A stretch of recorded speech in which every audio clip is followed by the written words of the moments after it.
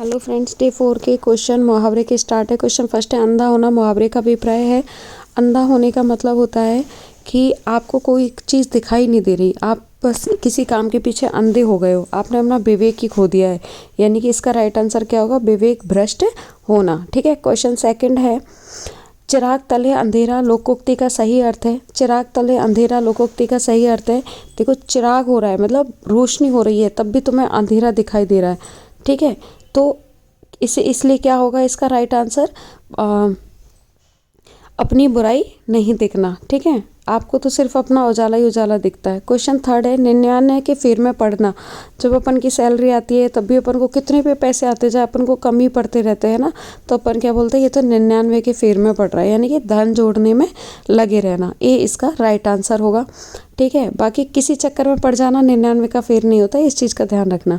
Question fourth है, सीधी उंगली से घी नहीं निकलता लोकोक्ति का भावार्थ है। देखो सीधी उंगली कहते हैं ना, सीधी उंगली से घी नहीं निकलता, यानी कि थोड़ा क्या चालाक बनना पड़ता है, बहुत सीधे होने से भी काम नहीं बनता। तो इसका राइट आंसर सी होगा, बहुत सीधे होने से काम नहीं चलता है। ठीक है। क्वेश्चन 5 है, अगर आपको आते हैं तो सिर्फ आप चेक करके फटाफट इसे कर सकते हैं। कलई खुलना मुहावरे का भावार्थ है।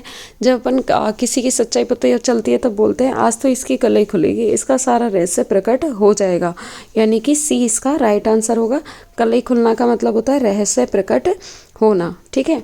क्वेश्चन 6 है, किस विकल्प में मुहावरे का भावार्थ सही है पूछा है, यानी कि नाक का बाल होना, अत्यधिक घनिष्ठ या प्रिय व्यक्ति होना। डी इसका राइट आंसर होगा, बाकी सारे भावार्थ गलत है। पेट पर लात मारना तो होता है किसी को रोजी रोटी छीनना। ठीक है, और पहाड़ टूटना मतलब बहुत ज़्यादा मुश्किल में पड़ना, और बगलें झाँकना मतलब इधर उधर की ताकना।